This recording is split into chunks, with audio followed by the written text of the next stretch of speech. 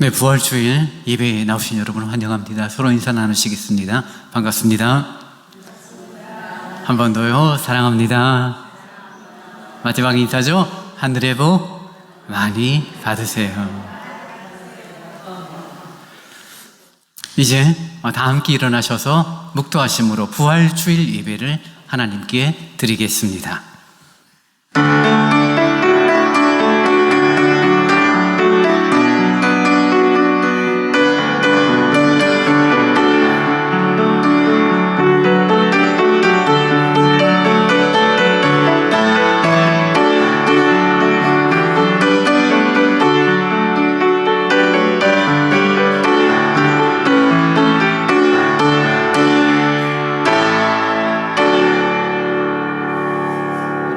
예수께서 이르시되 나는 부활이요 생명이니 나를 믿는 자는 죽어도 살겠고 무릇 살아서 나를 믿는 자는 영원히 죽지 아니하리니 이것을 내가 믿느냐. 죽음을 이기시고 승리하신 예수 그리스도를 기억합니다. 그 믿음, 부활 신앙을 갖고 이 시간 예배합니다. 능력의 시간이 되어지도록 인도하시고 예배 가운데 임재하시는 성령의 은혜를 누리는 복된 시간으로 이끌어 주옵소서. 예수님 이름으로 기원하옵나이다. 아멘. 찬송 29장을 찬양하시겠습니다.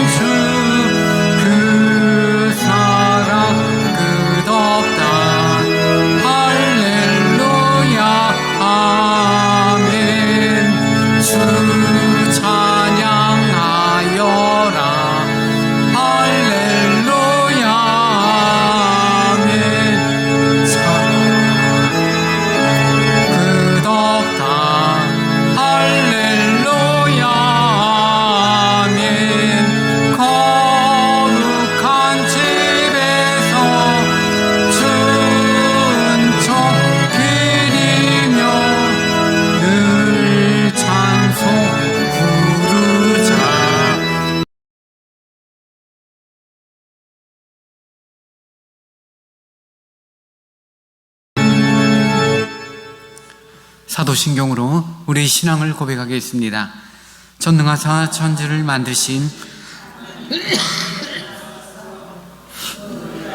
우리 주 예수 그리스도를 믿사오니 이는 성령으로 잉태하사 동정녀 마리아에게 나시고 본디오 빌라도에게 고난을 받으사 십자가에 못 박혀 죽으시고 장사한 지 사흘 만에 죽은 자 가운데서 다시 살아나시며 하늘에 오르사 전능하신 하나님 우편에 앉아 계시다가 저리로서 산자와 죽은 자를 심판하러 오시리라. 성령을 믿사오며 거룩한 공회와 성도가 서로 교통하는 것과 죄를 사하여 주시는 것과 몸이 다시 사는 것과 영원히 산 것을 믿사옵나이다. 아멘. 성시교도 134번을 교독하시겠습니다. 내가 받은 것을 먼저 너희에게 전하였노니 이는 성경대로 그리스도께서 우리 죄를 위하여 죽으시고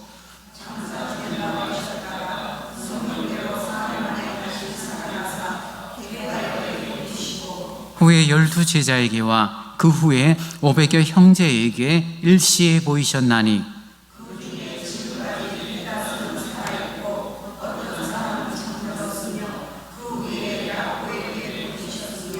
그 후에 모든 사도에게와 맨 나중에 만삭되지 못하여 난 자 같은 내게도 보이셨느니라.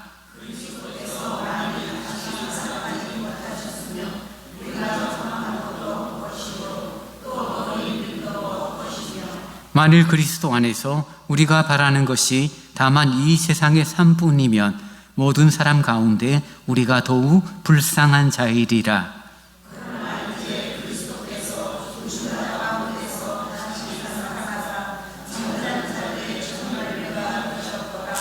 아멘. 찬송 161장을 함께 찬송하십니다.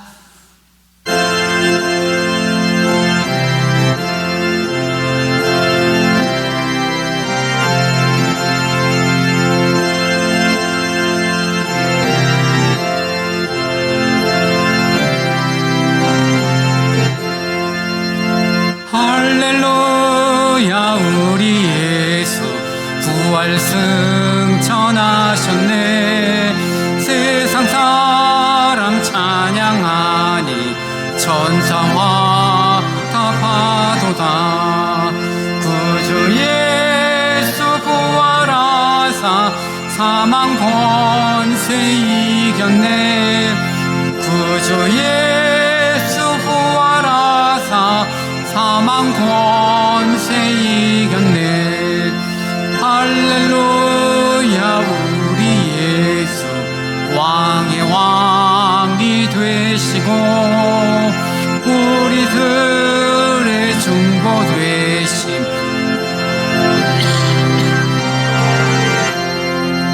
구주 예수 부활하사 처음 열매 되셨네. 구주 예수 부활하사 처음 열매 되셨네. 할렐루야, 우리 예수 은과 티가 없도다. 무덤 속에 있는 죄인 주가 일으키시네.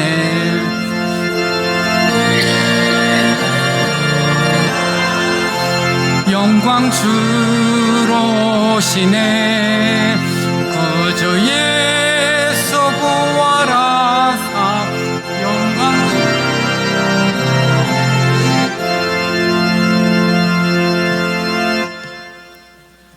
사랑과 은혜가 풍성하신 하나님 아버지, 사망의 그늘 아래 있던 우리에게 생명의 빛을 비추시고 절망과 탄식 가운데 있던 우리에게 영원한 소망을 허락하신 주님의 은혜를 기억하며 이 땅에 빛으로 오신 주님께서 지혜와 사망의 권세를 이기시고 부활하신 오늘 마음과 뜻과 정성을 다해 주님께 경배를 올려드립니다.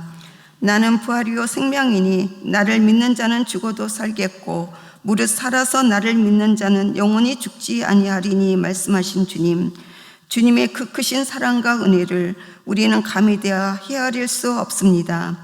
십자가의 고통을 견디시고 피 흘리시기까지 우리를 사랑하신 그 사랑 앞에 저희는 고개를 숙이며 경배하며 감사의 눈물을 흘립니다. 주님, 오늘 부활의 기쁨을 마음껏 누리게 하소서. 절망 속의 소망을, 어둠 속의 빛을, 죽음 가운데 생명을 주신 그 놀라운 부활의 능력이 오늘 이 예배와 우리의 삶 가운데 충만히 임하기를 간절히 구합니다. 주님, 주님의 십자가를 묵상하면서도 여전히 세상에 물들고 자기 욕심을 따라 살아갔던 저희의 죄를 고백합니다. 부활의 주님 앞에 우리의 교만과 게으름과 무지를 내려놓습니다.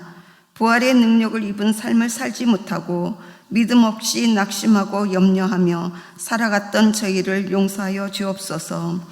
입술로는 주를 고백하나 행실로는 주님의 영광을 가리지 않았는지 되돌아보게 하소서. 우리의 교만을 꺾으시고 겸손히 주님 앞에 무릎 꿇는 믿음을 회복시켜 주시기를 원합니다. 부활의 주님께서 오늘도 살아 역사하심을 믿습니다. 우리가 고백하는 이 믿음이 머리로만 말로만이 아닌 삶으로 드러나는 참된 신앙이 되어 정결한 마음으로 새로운 생명으로 다시금 시작하게 하옵소서. 이 시간 특별히 부활의 아침에도 아픔과 슬픔 속에 있는 자들을 위해 기도합니다. 육체의 병으로 인해 힘들어하는 이들에게 치유와 회복을 허락하여 주시고 마음의 두려움과 불안 속에서도 주님의 평안을 경험하게 하여 주시옵소서.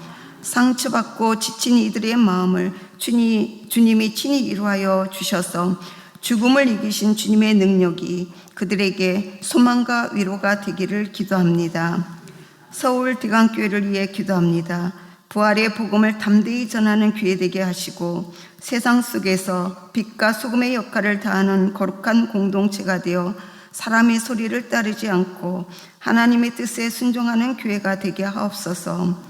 말씀을 선포하시는 목사님에게 성령의 권능을 부어주시고 듣는 모든 성도들의 마음이 열려 부활의 생명이 우리 삶의 실제가 되게 하옵소서. 말씀이 우리의 마음밭에 심겨져 무너진 믿음을 다시 세우고 식어버린 사랑을 다시 회복하며 부르심 앞에 순종하는 결단을 내리게 하옵소서.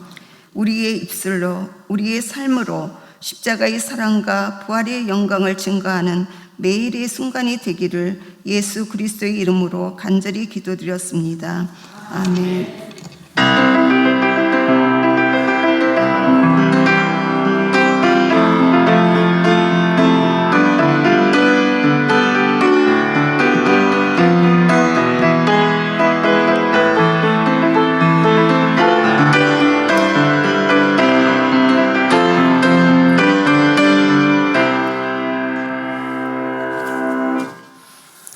이 시간 우리에게 주신 하나님의 말씀은 요한복음 20장 19절로 21절의 말씀입니다.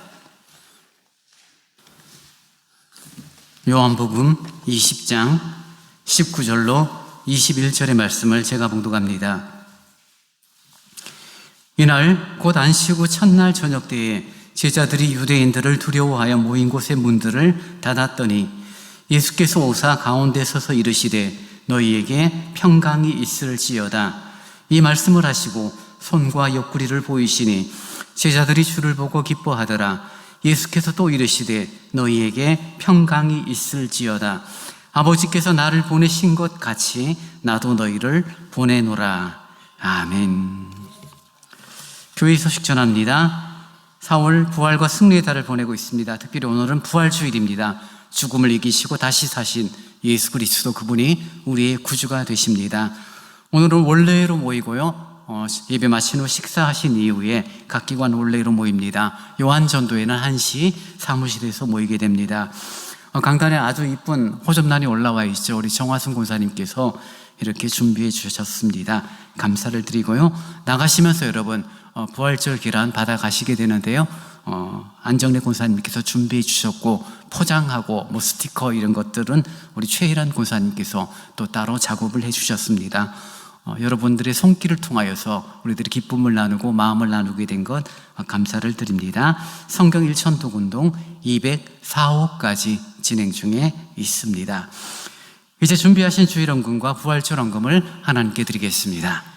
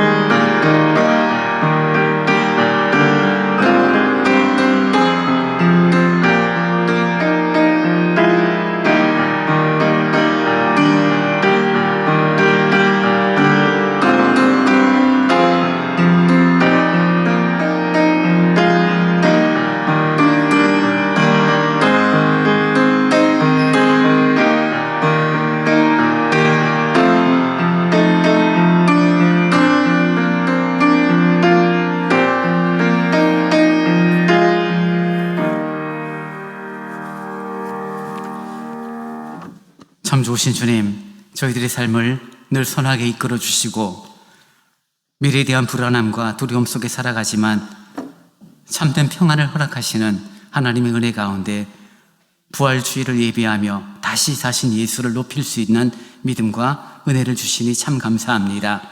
주님, 주 안에 있는 자에게 영생이 있음을 믿게 하시고 우리들의 온갖 곤고함과 무거운 짐들이 있다 할지라도 능히 감당할 수 있도록 힘과 용기를 주시는 하나님의 은혜를 더 소망 들으신 헌금이 하나님의 나라와 교회를 위하여 합당하게 쓰여지도록 인도하여 주옵소서. 예수님 이름으로 기도하옵나이다. 아멘.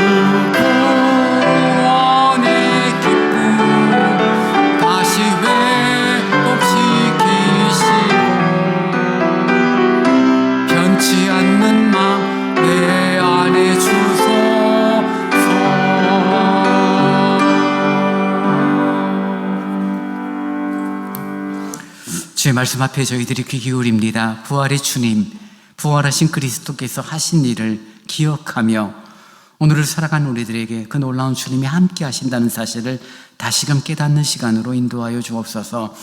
부족한 자를 세우셨사오니 온전히 말씀의 도구로만 사용하여 주옵소서. 예수님 이름으로 기도하옵나이다. 아멘.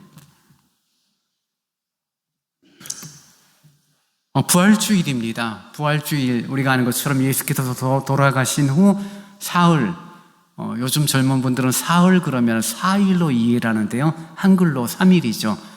사흘은 나흘, 4일은 나흘이죠. 그 사흘째 부활하셨다. 그래서 예수님은 3일째 부활하셨다는 말이 되죠. 금요일날 대략적인 시간이 아마 오후 3시경에 십자가에 달리셨고 거기서 내가 다 이루었다라는 말씀과 함께 머리를 숙이시고 그 영혼이 돌아가셨다라고 성경에 기록됩니다. 금요일 오후 3시에 돌아가신 주님이 사흘 후에 안식 후 첫날, 유대인들은 토요일을 안식일로 정하고 있으니 토요일이 지난 주일 아침 부활하신 예수 그리스도의 모습입니다. 그래서 우리뿐만이 아니라 예수 믿는 웬만한 교회들, 웬만한 공동체들은 금요일을 성금요일이라고 해서 함께 특별 집회를 갖고 기도하거나 혹은 성찬식을 진행하는 그런 행사들을 하기도 합니다. 저희 교회도 지난 금요일 날 많은 분들이 오셨죠. 한 30분 정도 오시기를 기대하고 준비했는데 조금 모자랐지만 어쨌든 함께 하신 분들에게 참으로 감사를 드리고요. 고난의 주님을 기억하고 주께서 겟세마네의 동산에서 어떤 일들을 하셨고 그 겟세마네가 어떤 의미가 있었는지 함께 살펴보는 시간을 가졌습니다. 그리고 그 주님께서 무덤에 안치되셨다가 안식 후 첫날 새벽에 부활하신 그 사건을 우리는 알고 있습니다. 오늘 본문 앞부분에 보면은 막달라 마리아가 새벽에 예수님의 시신에 향품을 바르기 위하여 무덤을 찾았다가 빈 무덤을 보게 되고 부활의 주님을 만나고 부활의 첫 번째 메신저가 되는 그런 막달라 마리아의 모습을 보게 됩니다. 그리고 막달라 마리아는 주님께서, 부활하신 주님께서 내게 이렇게 말씀하셨어 라고 증거하는 부활의 첫 증인이 된 것을 우리는 확인하게 됩니다. 근데 그 막달라 마리아와 다른 제자들의 모습을 오늘 성경은 조금 다르게 표현하고 있습니다. 3년 동안 예수와 함께 했고 예수를 통하여 어떠한 일, 어떠한 문제들이 있을지를 이미 익히 들었던 그런 제자들임에도 불구하고 그 제자들은 어떤 태도를 갖게 됩니까? 예수의 부활, 예수의 다시 사심, 이런 부분에 대한 생각보다는 그저 두렵고 무서운 가운데 있는 모습을 보게 됩니다. 왜냐하면 자신들이 쫓았던 예수가 십자가에 달려 처형을 당했으니 이제 우리도 동일하게 어려움과 죽임을 당할 수밖에 없지 않겠느냐라는 불안함 가운데 그들이 숨어 있는 모습을 보게 됩니다. 19절에 보면 이렇게 시작하죠. 이날 안식 후 첫날 저녁 때에 제자들이 유대인들을 두려워하여 모인 곳의 문들을 닫았더니, 모여 있는데 유대인들을 두려워합니다. 혹여나 잡히게 되면 우리들이 죽임을 당하지 않을까. 그래서 모인 곳의 문을 닫아놓고 있는 그런 제자들의 모습입니다. 앞에 나오는 막달라 마리아와 제자의 모습은 사실 극단적인 비교가 되어지죠. 막달라 마리아는 다시 사신 그리스도를 발견하고 그 부활의 첫 번째 메시지로 아마 하루 종일 만나는 사람마다 예수께서 다시 사셨어 라고 외치고 다녔을 텐데, 그 시간에 제자들은 숨어 있었고 문을 닫고 있었다라고 말합니다. 여기서 문들을 닫았다 할 때 그 닫다라는 표현은 우리 문을 그냥 닫았다는 그 차원이 아니라 안에서 걸어 잠근 것을 말해요. 그러니까 밖에서부터 자신을 보호하기 위하여 안에서 문을 2중 3중으로 걸어 잠근 그 상태의 모습이 바로 제자들의 마음, 두려움 가운데 있었던 제자들의 모습을 그대로 보여주고 있습니다. 그리고 그때 주님께서 어떤 모습입니까? 19절 후반절에 보니 예수께서 오사 가운데 서서 이르시되 너희에게 평강이 있을지어다 라고 말씀을 하세요. 문들을 꽁꽁 잠궜는데도 불구하고 예수께서 들어오셨고, 그리고 제자들에게 너희에게 평강이 있을지어다 라고 말하게 됩니다. 제자들의 마음은 두렵죠. 정말 예수의 처형을 바라보면서, 로마 군인들의 그런 어떤 잔인함을 바라보면서, 예수를 조롱했던 유대인들을 바라보면서 자신들 역시 그러한 환경, 그러한 조건에 속하게 되면 얼마나 겁이 나고 얼마나 두렵고 얼마나 무서운지 충분히 이해는 되는 부분이죠. 근데 그 시간에 막달라 마리아는 뭐 하고 있어요? 내가 부활의 주님을 만났어. 부활의 주님이 내게 이렇게 말씀하셨어 라고 부활의 메신저를 전하고 있었던 막달라 마리아와 그리고 예수의 제자라 일컫는 자들은 숨어서 두려워하고 무서워하고 2중 3중으로 문들을 겹겹이 잠그고 그리고 숨어있는 그들의 모습을 보게 됩니다. 18절 앞부분에 보면은 막달라 마리아가 제자들에게 말을 하죠. 내가 부활하신 주님을 만났어. 부활하신 주님께서 내게 이렇게 말씀하셨어. 설명을 함에도 불구하고 제자들은 그 사실을 믿지 않아요. 믿었다라면 이렇게 불안할 이유가 없죠. 믿었다라면 문을 꽁꽁 잠그고 숨어 있을 이유는 없습니다. 근데 그들은 막달라 마리아가 내가 예수를 만났고 예수의 부활하심을 내가 보았고 그분께서 내게 이렇게 말씀하셨어 라는 메시지를 들음에도 불구하고 믿지 않아요. 왜요? 부활이라는 것은 상식을 넘어서는 일이니까요. 부활이라는 것은 인간의 이성으로 쉽게 이해되는 내용은 아니니까요. 여러분, 성경이 만약에 조금 우리들에게 다가올 때 좀 편하게 다가올 수 있는 어떤 이유를 하나를 말한다면 상식적이고 좀 합리적인 그런 기사로 가득 기록되어 있다면 우리는 조금 더 성경을 믿고 성경을 배우는데 수월할지도 몰라요. 무슨 말이냐면요, 성경에 나오는 다양한 사건들, 성경에 나오는 그런 내용들을 믿지 못하겠다는 거죠. 왜요? 의학적으로 과학적으로 증명되지 않는 내용들이 많으니까요. 요즘 젊은 목사님들 가운데 이런 표현을 하는 분들이 있습니다. 목사님, 정말 아담이 있었을까요? 하나님이 천지를 창조하셨고 아담을 지으셨는데 그 아담이 진짜 있었을까요? 그 무슨 소리? 당연히 하나님이 만드셨고 아담이 있지.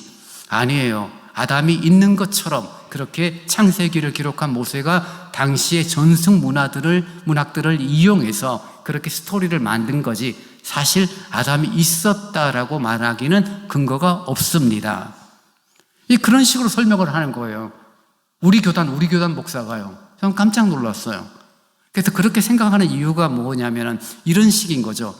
예를 들어 우리가 이순신 장군을 만난 적이 없잖아요. 근데 이순신 장군이 있었다는 것을 믿고 있죠. 우리가 단군 신화를 단군 신화라고 규정 짓고 있지만 사실 단군 신화에 나오는 내용들은 어느 정도 근거가 있는 것들이 많다는 거예요.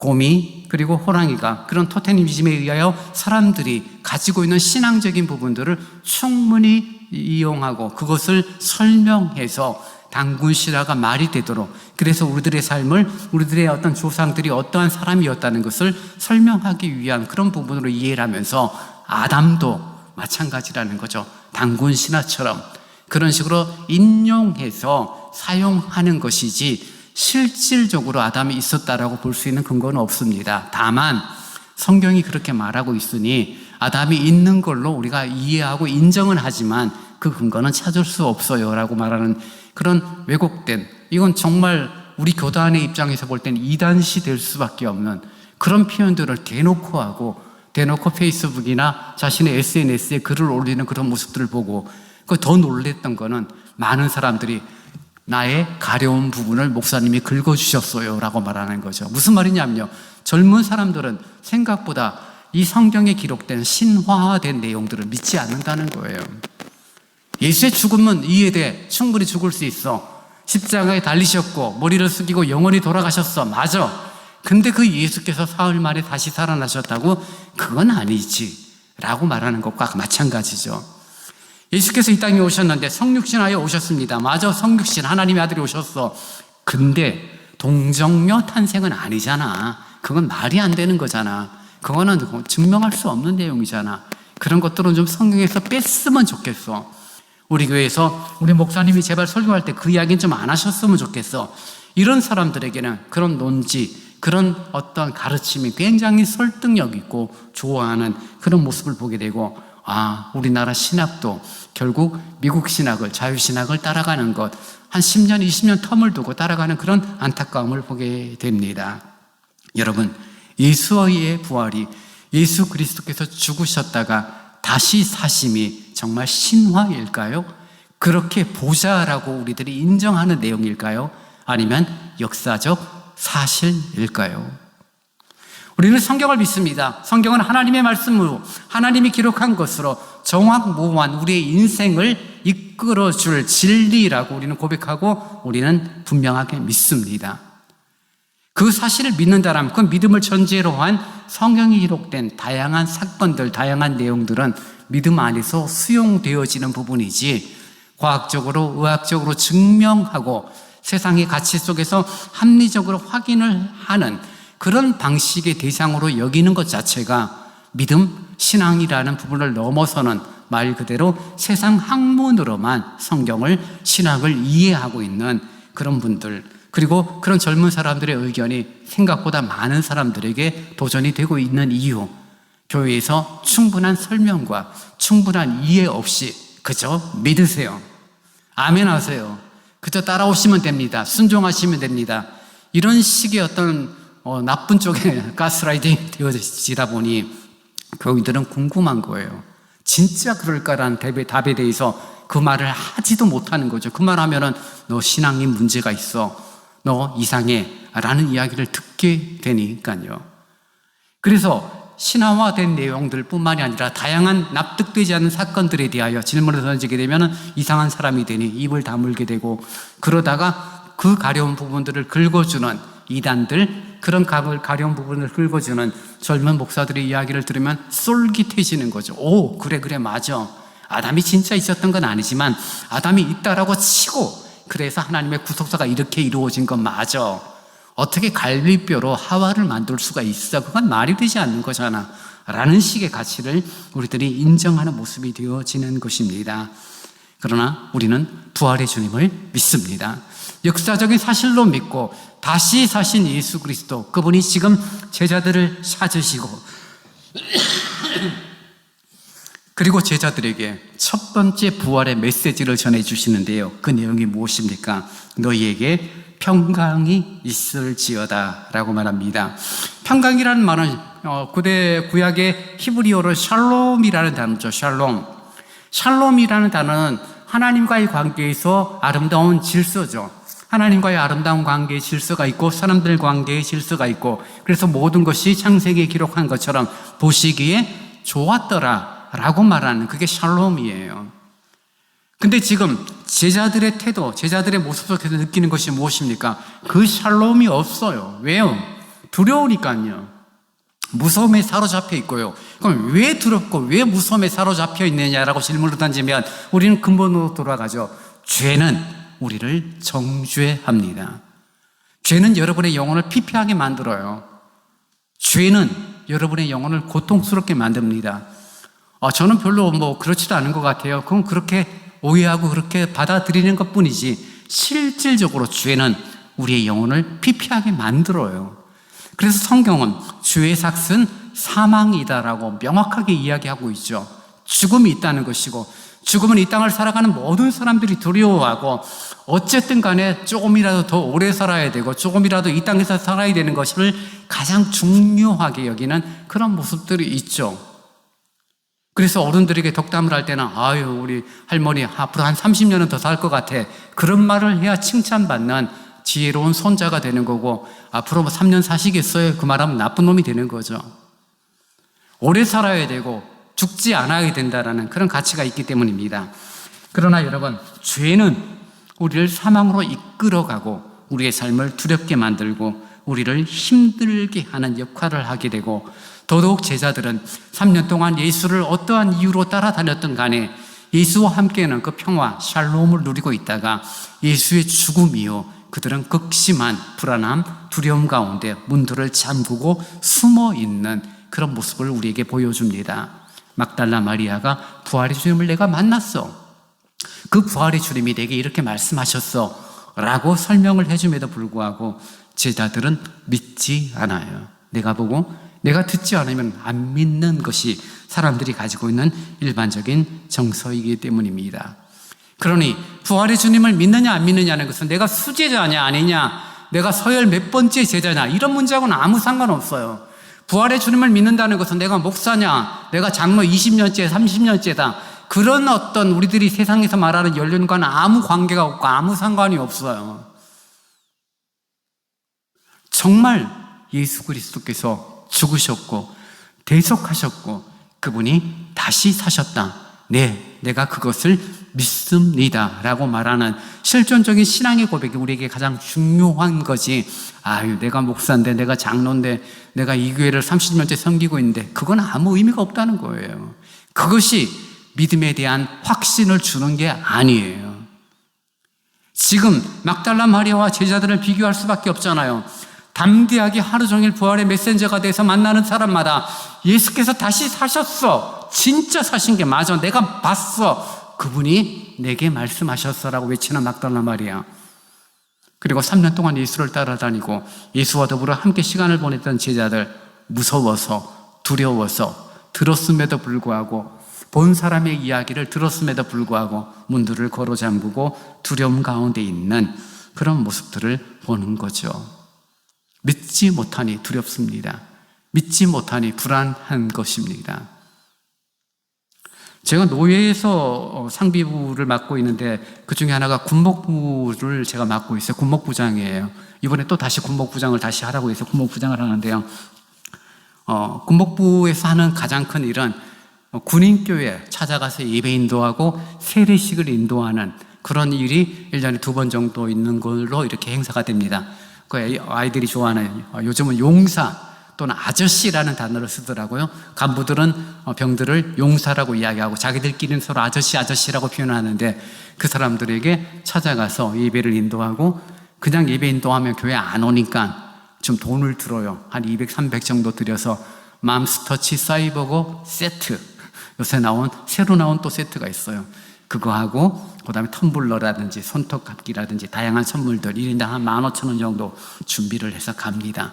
그럼 한 150명, 200명이 와요. 그 가운데 예수 믿는 사람은 한 4분의 1, 나머지 4분의 3은 맘스터치 사이버거 먹으러 오는 분들이죠. 근데 어쨌든 함께 찬송하고, 군인들의 찬송 정말 대단합니다. 믿지 않아도요. 찬송 부를 때 얼마나 열심히 부르는지 몰라요. 군가 부르듯이. 그리고 20분 정도 설교하고 신앙 고백을 듣고 세례식을 베풀거나, 그리고 세례식이 끝난 이후 한 명씩 안아주면서 안수 기도를 하게 됩니다. 근데 그렇게 하는 거는 굉장히 의미가 있어요. 기쁨이 있고 감사가 있어요. 근데 제가 꼭 물어보는 게 하나 있어요. 군목 목사님한테도 물어보고 병사들한테도 물어보는 내용이 뭐냐면은, 지금 너희들이 가장 힘들고 너희들이 가장 걱정되고 너희들이 가장 어려운 게 뭐니? 도대체 요즘에 20대들이 가지고 있는 가장 힘든 정서가 뭐니? 라고 물어봤어요. 근데 군목이 이야기하는 것과 병사들이 직접 이야기하는 내용이 똑같았습니다. 뭐냐면요, 앞날에 대한 두려움이에요. 요즘은 군대 생활이 여러분 아는 것처럼 몇 개월이죠? 배장로님 몇 개월이죠? 예. 18개월, 옛날 방위 근무 시간밖에 안 돼요. 저희 때 30개월 했고, 우리 장로님 세대는 35개월도 하시고 그러셨는데요. 그러니까 금방 가는 거예요. 처음에 군 입대해서 이제 18개월 군생활 잘하고 복학을 하든지 취업을 하든지 어떤 나름의 계획을 세웠는데, 군대에서 시간을 보내면서 전역할 날이 점점 좀 다가오니까 정말 미래에 대한 두려움, 걱정이 심각해지는 거죠. 어떻게 될까? 복학한들 무슨 의미가 있을까? 직장 생활을 구하면 직장을 제대로 내가 잘할 수 있을까? 요즘 취업하기가 그렇게 어렵다는데 취업이 잘 될까? 이러다 내가 사람들에게 뒤처지는 것은 아닐까? 그런 두려움이 삶에서 지금 병사들이 가지고 있는 가장 첫 번째 되는 어려움, 바로 그 두려움, 미래에 대한, 앞으로의 삶에 대한 두려움이다라고 군목 목사님이 말씀을 하시더라고요. 병사들도 동일합니다. 전역하면 어떻게 해야 될지 모르겠어요. 두려워요. 불안해요. 어떻게 해야 될지 잘 모르겠어요. 복학, 취업 다시 어느 쪽이든 가긴 가겠지만 그게 내 삶에서 어떤 영향을 미칠지에 대해서 본인들이 알지 못하니 두려워합니다. 여러분, 우리에게 있어서 그럼 두려움은 뭘까요? 우리는 뭐가 힘들죠, 지금? 여러분이 지금 신앙의 길을 걸어가면서 가장 힘들고 어려운 부분은 무엇일까요? 젊은 군인들처럼 미래에 대한 두려움은 아니겠죠. 이미 나이가 40, 50, 60, 70이니까요. 살 만큼 산 분도 계시고 또 충분히 삶에 대한 어떤 그런 규모들을 갖고 계시니까요. 그럼에도 두렵고 걱정되는 것은 결국 우리들에게 있어서는 돈의 문제가 가장 크다는 것을 우리는 인식할 수밖에 없죠. 머리해도 머리가 없으니까 참 불편해지는 거죠. 누구 말 따라 가난은 부끄러운 것이 아니라 가난은 불편한 것이다라는 말이 맞죠. 내가 하고 싶은 거 할 수 없고 내가 편할 수 있는 조건을 누르지 못하는 그런 불편함이 돈이 없을 때 생겨지는 문제가 되어집니다. 이것은 믿음과 신앙의 문제와 같이 연결이 됨에도 불구하고 전혀 달라지지 않아요. 두려움이 있습니다. 공포가 있습니다. 걱정이 돼요. 어떻게 해야 될 것인지 염려가 되어지는 것입니다. 여러분, 아브라함의 이야기를 우리는 지난번에 몇 번 걸쳐 살폈고, 자신의 아들 이삭을 하나님께 드리라, 바치라라는 하나님의 명령 앞에 그가 주저하지 않고 칼을 든 이유가 무엇입니까? 우리 하나님은 능력의 하나님이고 약속을 지키시는 하나님이기에 내가 만약에 아들을 죽인다 할지라도 그 아들을 통하여 하늘의 별과 바다의 모래처럼 풍요로운 번성한 그런 후손들을 주시겠다라는 약속이 있으니 내 아들을 다시 살리실 것이다라는 부활실학의 능력을 가지고 있었던 아브라함이었기에 자신의 아들 이삭을 죽이려는 일에 대하여 그는 주저하지 않았다는 사실을 확인하게 되죠. 부활신학의 능력을 갖는다는 것은 무엇입니까? 환경과 현실이 갑자기 달라지는 것이 아니에요. 사업이 갑자기 대박이 터지고 하는 일들이 갑자기 좋아지고 아팠던 몸이 갑자기 건강해지고 그게 아니에요. 여전히 힘들고 여전히 공고하고 여전히 어려운데 그 여전히 어렵고 곤고한 그 환경을 바라보는, 옛날 같았으면 포기해버렸고 이렇게 살아서 뭐하리 그런 생각을 했더라면 은혜를 구하고 하나님 주신 용기를 따라 믿음의 발걸음을 한 걸음 한 걸음, 똑같은 현실인데 믿음의 발걸음을 담대하게 걷는 그런 모습들이 우리에게 생길 수 있는 근거가 바로 부활신앙의 능력, 믿음이라는 것을 확인하게 됩니다. 우리들이 두려움과 공포에 빠지고 앞날에 대한 걱정에 빠지게 되면 우리의 마음은 점점 소극적으로 달라지게 됩니다. 불신이 조금씩 움직이기 시작해요. 하나님의 능력과 하나님의 함께 하심에 대한 기대보다는 불신앙이 내 마음을 점점점 잠궈 버리죠. 그러나 믿음을 갖는 것, 우리들이 염려와 두려움과 그 불신의 문을 활짝 열어버리고 주님, 내가 감당할 수 없고 내가 할 수는 없지만 주님이 도와주시기 바랍니다라는 주님을 향한 갈망, 주님을 찾게 될 때 놀라운 기적이 이루어지고 있다는 것을 우리는 보게 되는 거죠. 두려움에 빠졌던 제자들은 문을 꽁꽁 닫았어요. 잠궜어요. 유대인들의 어떤 구조가 어떤지는 모르지만 우리로 따지면 그냥 비밀번호만 되는 도어락만 잠근 게 아니라 걸개도 걸고 미국처럼 가로지르는 막대기 3개, 4개까지 끼우고 부수지 않으면 들어올 수 없는 정도로 문을 잠그고 있는데, 근데 여러분 어떠세요?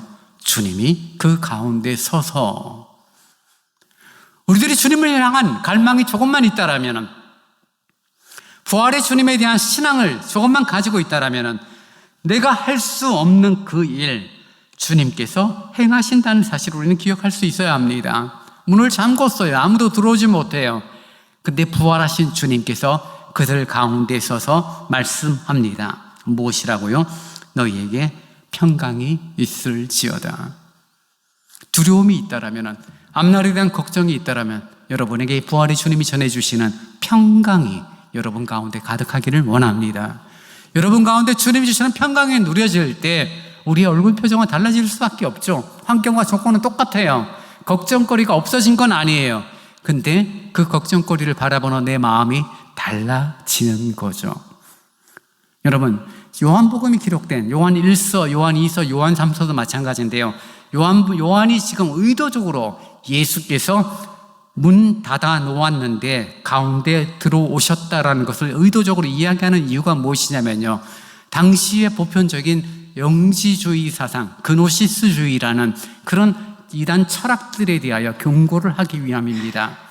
영지주의의 가장 큰 특징은 뭐냐면요, 영은 선하고 육은 악하다라는 거예요. 그러니 이 육은 뭐예요? 내 영을 가두어 놓는 감옥과도 같다라고 생각해서 내 영이 빨리 이 감옥으로부터 해방되는 것이 죽음이고, 그 죽음에 대하여 예찬을 하죠. 그리고 육체가 하는 일은 어차피 육체는 악한 거야. 그래서 육체가 하는 다양한 범죄들에 대하여 문제가 없다는 거예요. 영이 중요해. 영이 선한 것이지 육체는 그렇지 않아. 그런 식으로 말하면서 예수의 육체로 오심, 예수의 육체의 부활, 예수의 그런 신령한 부활체라는 것들을 영지주의자들은 인정하지 않죠. 근데 부활하신 주님은 분명 육체를 가지셨죠. 왜냐하면 사람들이 만났고 도마에게 네 손가락을 내밀어서 내 창자국을 만져봐라, 내 손을 봐라. 그리고 이 도마가 하나님을 고백하죠. 정말 나의 주 나의 하나님이 맞습니다라는 고백을 요한은 의도적으로 기록을 해요. 뭐예요? 예수께서 부활하셨는데 그분은 영으로 부활하셨을 뿐 아니라 육체로도 부활하셨다는 사실을 의도적으로 설명을 해서 영지주의자들을 경고하는 거죠. 우리 주님은 영으로만 오신 분이 아니라 실질적인 육체를 가지고 계셨고, 그 육체는 우리들의 손으로 눈으로 보고 만진 바 돼. 그러나 우리하고는 달라. 부활 전에 예수의 모습은 우리하고 똑같았죠. 근데 부활 이후에 예수님은 똑같은 육체를 가지고 있음에도 불구하고 성경에 말하는 대로 신령한 부활체예요. 문이 잠겨져 있는데 마치 마블 시리즈 나오는 것처럼 그냥 담을 통과하는 거예요. 엑스맨처럼. 예수께서 사도행전에 보면 구름을 타고 하늘로 올라가시며 제자들에게 말하죠. 너희가 본 것처럼 내가 다시 올 거다. 여러분, 사람이 육체가 구름을 탈 수 있나요? 손오공도 아닌데? 근데 주님은 그러셨죠. 그러니까 똑같은 부활을 했는데 우리가 상상하고 우리가 이해하고 우리가 증명할 수 있는 내용은 아니지만 신령한 부활체가 되어져서 주님께서는 40여일 세상에 머무르셨고 많은 사람들에게 부활의 내용을 설명해 주셨고 두려움과 고통 가운데, 두려움 가운데 있었던 제자들과 많은 사람들을 위로하시고 그 위로의 내용이 바로 평안, 샬롬을 허락하신 거죠. 처음 하나님이 천지를 창조하셨을 때 이루어졌던 하나님과의 아름다운 질서, 조화의 모습을 사람들에게 다시금 허락해 주신 주님의 모습을 보게 됩니다. 제자들에게 평안을 말합니다. 근데 제자들에게 평안을 말하는데 좀 특이한 것이 있어요. 19절에 보면은 처음 예수께서 제자들을 만날 때 무리 가운데 서서 이르시되 너희에게 평강이 있을지어다 라고 말씀하세요. 그리고 21절에 예수께서 또 이르시되 라고 말하고 뭐라고 말하죠? 너희에게 평강이 있을지어다. 여러분이 교회 들어오는데 제가 집사님 오셨어요 안녕하세요 인사를 했어요. 한 5분 있다가 집사님 오셨어요 안녕하세요 인사했어요. 그럼 저는 어떤 사람이 되죠? 실없는 사람이 되잖아요. 아니 방금 인사했는데 또 안녕하세요 인사하면 얼마나 실없는 사람이에요. 여러분 지금 예수님께서 19절에서 제자들을 처음 만나셨을 때 너희에게 평강이 있을지어다 라고 말씀하셨죠. 그리고 21절 얼마만큼의 시간 간격이 있었는지 모르지만 손과 옆구리를 보이시고 서로 기뻐하는 시간, 그런 상봉의 시간 10여 분 지나면 아마 20-30분 되지 않았을 거예요. 다시 말씀하시는 거죠. 너희에게 평강이 있을지어다. 평강이 없었던 제자들에게 가장 먼저 주기를 원하셨던 것, 너희들의 삶을 내가 회복시켜 줄게. 너희들이 나를 3년 동안 따라다니면서 얼마나 고생했니? 이제 반대급부를 얻게 될 거야. 그것이 아니라 부활하신 주님께서는 사랑하는 제자들이 공포와 불신에서 벗어나고 그들의 마음에 참된 평화가 충만하게 되기를 원하는 그런 모습을 우리에게 강조하기 위함이라는 것을 우리는 확인하게 됩니다. 그래서 여러분 참된 믿음의 사람은 평강이 늘 있어요. 여러분 화날 상황이 없는 사람 없어요. 살다 보면 화날 때가 있죠. 그죠? 억울한 일 당할 때 마음에서 분노가 확 올라올 때 치밀어 오를 때가 있잖아요. 예수를 통한 참된 평강을 누리게 되면요 화날 상황이 없다는 게 아니에요. 화날 상황이 있어요. 분노가 있어요. 근데 그 분노를 터뜨리느냐 분노를 절제하느냐는 것은 전혀 다른 결과를 우리는 누리게 된다는 것을 늘 확인하게 되는 거죠. 그러니 지금 주님께서 2번에 걸쳐 제자들에게 너희에게 평강이 있을지어다. 지금 너희들에게 가장 중요한 것은 하나님과의 관계에서 질서와 조화야 참된 샬롬이 필요해. 너희들의 마음에 있는 그 두려움을 떨쳐버리고 불신의 마음을 떨쳐버리고 하나님과의 관계에서 샬롬이 이루어지기를 원해. 샬롬, 그 평강의 근원이 되시는 예수께서 지금 제자들에게 말씀을 하시게 됩니다. 여러분 사람이 가장 두려워하는 것 죽음이라고 누차 강조하죠. 가장 두려워합니다. 그리고 그 죽음을 이기시고 부활하신 주님께서 지금 우리와 함께 계신다라면 여러분 어떠한 마음이 들까요? 웬만한 거 겁나지 않죠. 웬만한 거 그냥 끄떡없죠.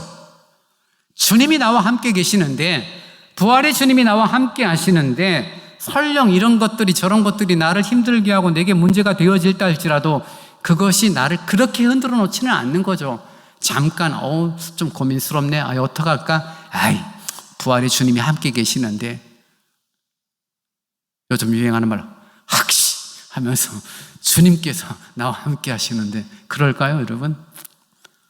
사랑하는 여러분 부활의 주님이 우리에게 주시기를 원하는 건 평강임을 믿습니다.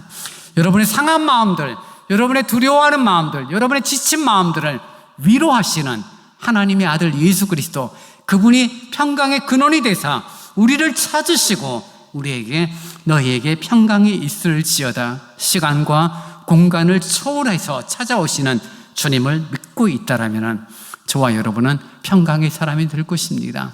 짜증나는 일이 없는 게 아니라 짜증나는 날이 있어도 평강의 사람이 되고요. 화날 일이 없는 게 아니라 화날 일이 있음에도 불구하고 평강의 사람들이 되어지고요. 그 평강의 사람이 되어진다는 것은 뭐예요? 결국 옆에 있는 사람에게 그러한 선한 영향력을 끼치게 되는 것입니다. 여러분 누구와 함께 있으면 참 좋아 이런 감정 이런 정서 느껴본 적 있죠? 누구와 함께 있으면 참 불편해 그런 정서 있죠? 그 차이가 무엇입니까? 예수 믿고 안 믿고의 차이일 수도 있겠지만 예수를 어떻게 믿느냐에 따른 차이예요. 하나님이 허락하시는 평강을 누리게 되면 똑같은 어려움이 있어도 목사님 걱정하지 마세요. 이거는 우리가 감당할 수 있습니다. 함께 기도하면서 헤쳐나가요 라고 말하면 천군만마를 얻는 힘을 얻죠. 큰일 났어. 교회 망한다고, 이제 교회 부도난다고. 그런 말 하면 어떻게 돼요? 걱정이 2배, 3배 늘어나죠. 단지 희망 회로를 돌리자는 이야기는 아니에요. 부활의 주님이 함께 하시고 교회의 머리가 되신 주님이 함께 하시고 그 주님이 우리를 찾아오시고 우리에게 내가 너희에게 평강을 주노라라고 말씀하셨다라면 우리는 미리 걱정할 이유가 없죠. 통계 나오죠. 한국 사람들이 특히 걱정을 참 많이 하는 사람 중에 하나인데요. 여러분이 걱정하는 그 일의 95개, 96개, 97개는 일어나지 않은 일을 걱정하고 있어요. 한두 개가 직접 다가올지는 모르지만 그것 때문에 힘들어하고 그것 때문에 고민하고 그것 때문에 걱정하시는 거예요. 아니에요, 여러분. 일어나지 않을 일들이에요. 미리 걱정하는 어리석음이 우리 가운데 반복되죠. 그러나 여러분, 주님이 허락하시는, 부활의 주님이 허락하시는 내가 너희에게 평강을 줄 것이다. 평안을 너희에게 줄 것이다. 너희에게 평강이 있을지어다. 이 놀라운 평안을 소유하고 이 평안을 가짐으로 말미암아 우리들의 삶이 불안과 두려움 속에 떨며 사는 인생이 아니라 기쁨과 감사 그리고 함께하는 이웃들에게 선한 영향력을 끼치는 부활의 신앙인의 모습으로 살아가는 은혜가 있기를 원합니다. 주님은 불안에 떠는 제자들을 찾으셨어요. 그리고 그들에게 걱정하지 마, 내가 살아났어, 그 말을 하신 것이 아니라 내가 너희에게 평강을 줄 것이다. 너희에게 평강이 있을지어다. 그리고 제자들이 그 굳게 닫힌 문을 열고 뛰쳐나와 복음의 메신저가 됐다는 것은 우리는 성경 전체를 통하여 우리는 확인하게 되는 것입니다. 사랑하는 여러분, 믿음의 길을 걷습니다. 하나님이 기뻐하시는 신앙의 길을 저와 여러분이 걸어요. 껍데기만, 경건의 그런 모양만 갖고 살아가는 신앙인으로 살아가는 모습들이 얼마나 많은지 몰라요. 성경은 우리에게 경건의 모양이 아니라 경건의 능력을 가지라라고 우리에게 요청하고 있죠. 그 경건의 능력의 출발은 나로부터 내 실력, 내 인격이 아니에요. 주님의 말씀을 듣고 그 말씀을 신뢰하고 그 말씀을 근거로 한 확신 위에 서게 될 때 우리들의 마음, 우리들의 태도들은 주님 기뻐하시는 아름다운 부활신앙의 능력을 가진 자로 세워질 줄 믿습니다. 4월 부활주의를 우리들이 맞이하며 하나님을 예배하며 우리 가운데 여전히 두려움들, 걱정들, 근심들, 상하는 일들, 마음 상하는 일들이 여전히 있지만 우리를 찾아오사 너희에게 평강이 있을지어다 라고 말씀하시는 주의 말씀 때문에 힘과 용기를 얻고 신앙의 발걸음 아름답게 걸을 뿐 아니라 함께하는 자들, 이웃들에게 그리스도의 복음의 능력들을 함께 나누는 선한 영향력을 끼치는 그런 믿음의 사람으로 저와 여러분이 함께 세워주기를 원합니다. 부활의 주님이 주신 것, 놀라운 평안입니다. 이제 다 함께 일어나 찬송 335장, 335장을 찬양하시겠습니다.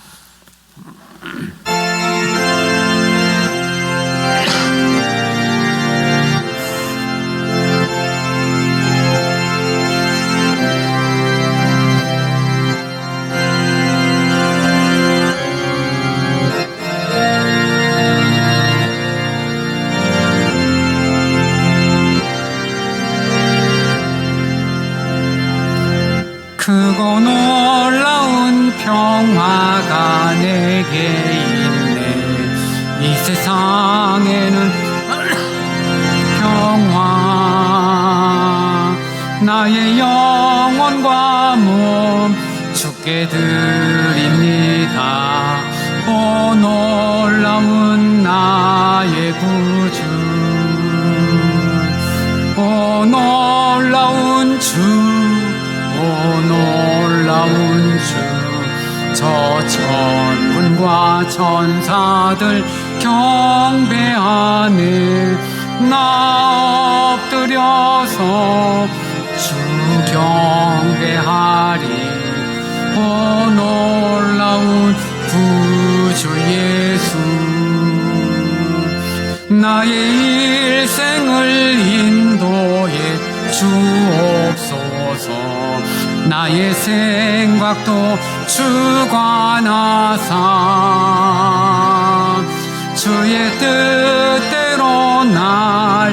다스리옵소서. 오 놀라운 나의 구주, 오 놀라운 주, 오 놀라운 주.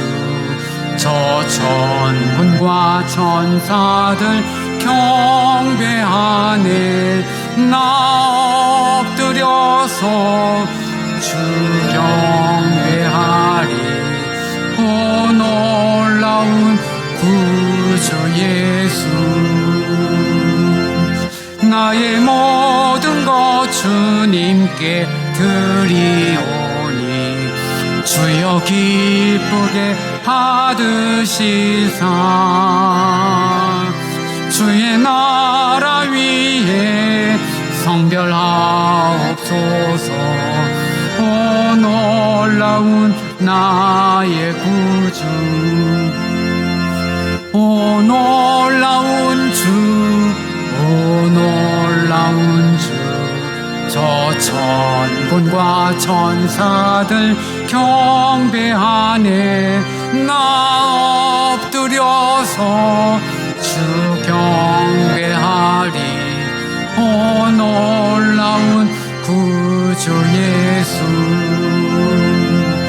주의 광채가 찬란히 비춰오네.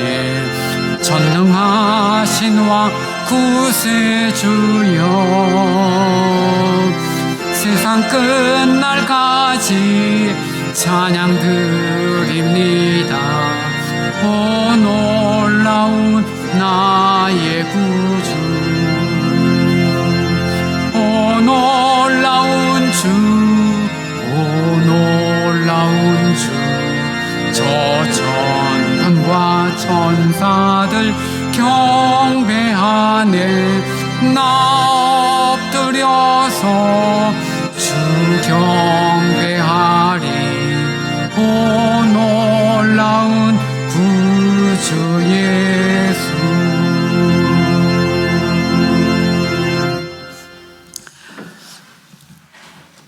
이 시간 우리 함께 기도하기를 원합니다. 두려움, 걱정, 앞날에 대한 불안함, 우리들의 삶은 그것이 반복되죠. 그런 우리를 찾으시고 우리에게 참된 평강을 허락하시는 주님을 의지하고 주님을 더욱 좀 신뢰할 수 있으면 좋겠습니다. 말씀을 믿고 말씀의 주님을 기대하고 그분이 내 속에서 역사하실 시간들을 인내하며 믿음의 여정, 신앙의 여정, 부활의 신앙의 능력을 갖고 살아가는 우리가 되어지기를 원합니다. 하나님 그 은혜를 내게 허락하여 주옵소서. 이 시간 우리 합심하여 같이 기도합니다. 아버지 하나님 감사합니다. 부활 신앙의 능력이 우리에게 있기를 간절히 원합니다. 주님 우리와 함께 하시고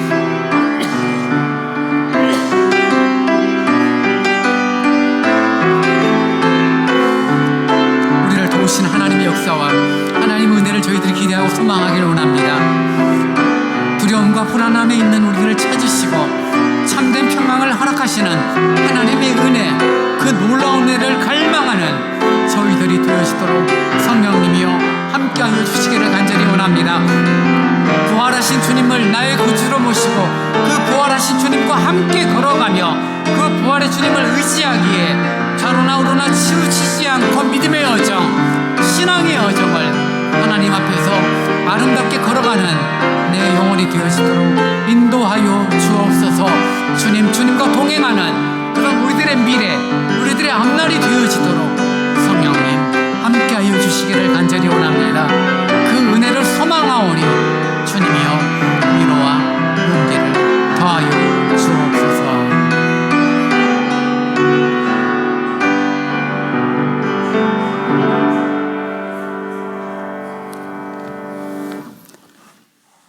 지금은 죽음을 이기시고 부활하신 우리 주 예수 그리스도의 은혜와 하나님 아버지의 극진하신 사랑과 성령님이 함께 하시며 위로하시며 서로 교제케 하시며 부활신앙의 능력을 소유하여 미래에 대한 걱정, 두려움, 근심 가운데 살아감을 떨쳐버리고 주님 허락하시는 참된 평강 가운데 믿음의 여정, 삶의 여정을 굳건히 걸어가기를 원하는 오늘 예배에 참여한 모든 성도들 위해 이제로부터 영원토록 함께 있을지어다.